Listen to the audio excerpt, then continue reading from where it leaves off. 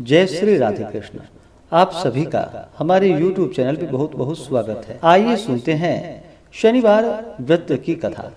जो भी भक्त सच्ची श्रद्धा के साथ शनिवार के दिन शनि देवता का पूजन करते हैं, पीपल के वृक्ष में गुड़ तथा तिल मिश्रित जल डालते हैं, इससे शनि की दशा में कोई कष्ट नहीं होता है और शनिदेव अपना कृपा प्रदान करते हैं। तो आइए सुनते हैं शनिवार व्रत की कथा। तो बोलिए प्रेम से शनिदेव महाराज की जय, सर्व देवी देवता की जय। बहुत समय पहले की बात है कि एक समय सभी नवग्रहों सूर्य, चंद्र, मंगल, बुध, बृहस्पति, शुक्र, शनि, राहु और केतु में विवाद छिड़ गया कि इनमें से सबसे बड़ा कौन है। सभी आपस में लड़ने लगे और कोई निर्णय न होने पर देवराज इंद्र के पास निर्णय कराने के लिए पहुंचे। इंद्रदेव इससे घबरा गए और इस निर्णय को देने में अपनी असमर्थता जताई, परंतु उन्होंने कहा कि इस समय पृथ्वी पर राजा विक्रमादित्य है, जो कि अति न्यायप्रिय है। वे ही इसका निर्णय कर सकते हैं। सभी ग्रह एक साथ राजा विक्रमादित्य के पास पहुंचे और अपना विवाद बतलाया, साथ ही निर्णय लेने के लिए कहा। राजा इस समस्या से अति चिंतित हो उठे, क्योंकि वे जानते थे कि जिस किसी को भी छोटा बताया जाए वही कुपित हो उठेगा। तब राजा को एक उपाय सूझा। उन्होंने स्वर्ण, रजत, कांस्य, पीतल, शीशा, रांगा, जस्ता, अभ्रक और लौह से निर्मित 9 सिंहासन बनवाए और उन्होंने इसी क्रम में रख दिया। फिर उन सबसे निवेदन किया कि आप सभी अपने अपने सिंहासन पर विराजमान हो जाइए। जो अंतिम सिंहासन पर बैठेगा वही सबसे छोटा होगा।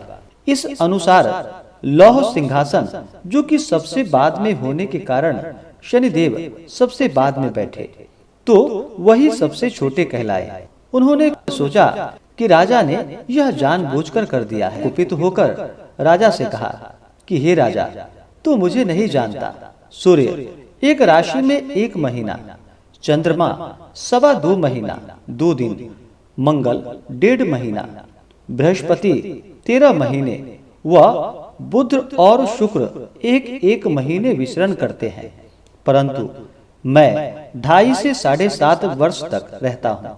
बड़े बड़ों का मैंने विनाश किया है।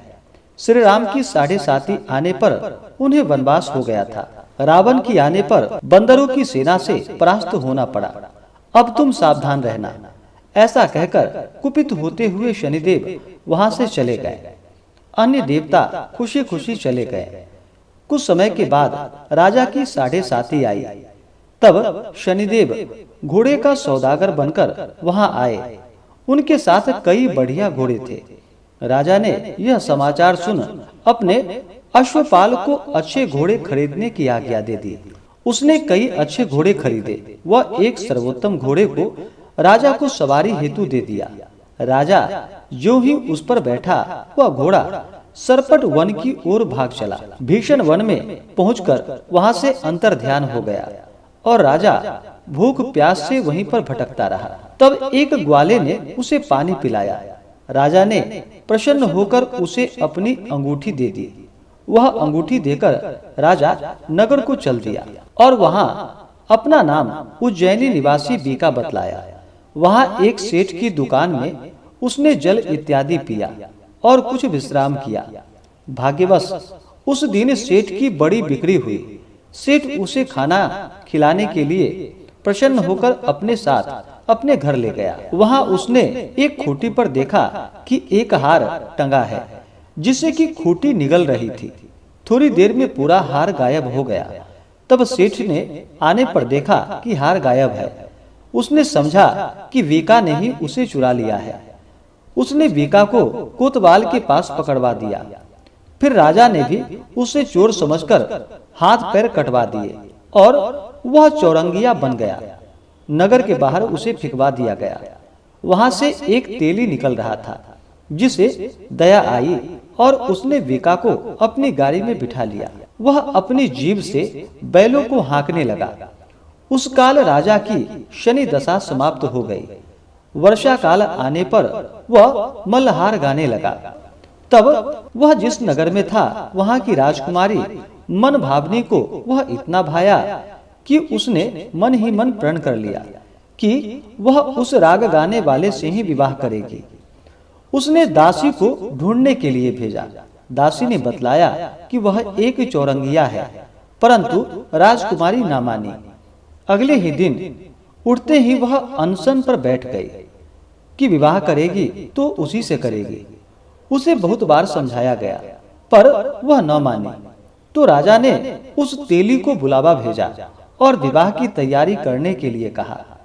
फिर उसका विवाह राजकुमारी से हो गया। तब एक दिन सोते हुए स्वप्न में शनिदेव ने राजा से कहा कि राजन, देखा तुमने मुझे छोटा बतलाकर कितना दुख झेला है। तब राजा ने उनसे क्षमा याचना मांगी और प्रार्थना की कि हे शनिदेव, जैसा दुख मुझे दिया है किसी और को ना देना। शनिदेव मान गए और कहा कि जो मेरी कथा कहेगा और व्रत करेगा उसे मेरी दशा में कोई दुख नहीं होगा। जो नित्य मेरा ध्यान करेगा और चींटियों को आटा डालेगा उसके सारे मनोरथ पूर्ण होंगे। साथ ही राजा को हाथ पैर भी वापस दे दिए। प्रातः आंख खुलने पर राजकुमारी ने देखा तो वह आश्चर्यचकित रह गई। विका ने उसे बतलाया कि वह उज्जैन का राजा विक्रमादित्य है। सभी अत्यंत प्रसन्न हुए। सेठ ने जब सुना तो वह पैरों पर गिरकर क्षमा मांगने लगा। राजा ने कहा कि वह तो शनिदेव का कोप था, इसमें किसी का कोई दोष नहीं है। सेठ ने फिर भी निवेदन किया कि मुझे शांति तब ही मिलेगी जब आप मेरे घर चलकर भोजन करेंगे। सेठ ने अपने घर नाना प्रकार के व्यंजनों से राजा का सत्कार किया।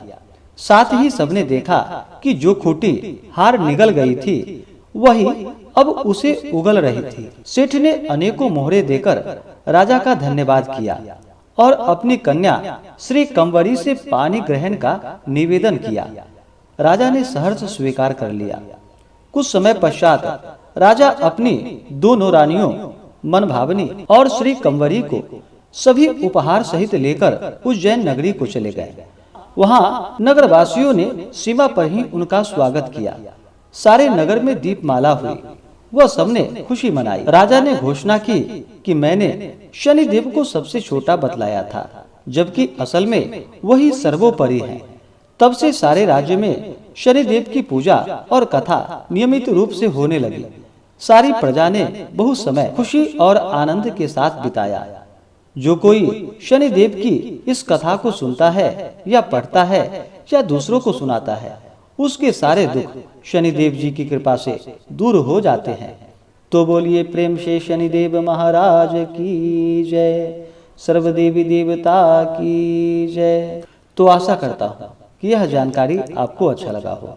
ऐसे ही ज्ञानवर्धक जानकारियाँ प्राप्त करने के लिए हमारे इस चैनल पे अगर आप नए हैं तो चैनल को लाल बटन दबा करके सब्सक्राइब करें, साथ में बेल आइकन घंटी को दबाएं ताकि मेरे वीडियो का नोटिफिकेशन आपको समय से मिलता रहे। वीडियो को लाइक करें, शेयर करें। सुखी रहें और स्वस्थ रहें।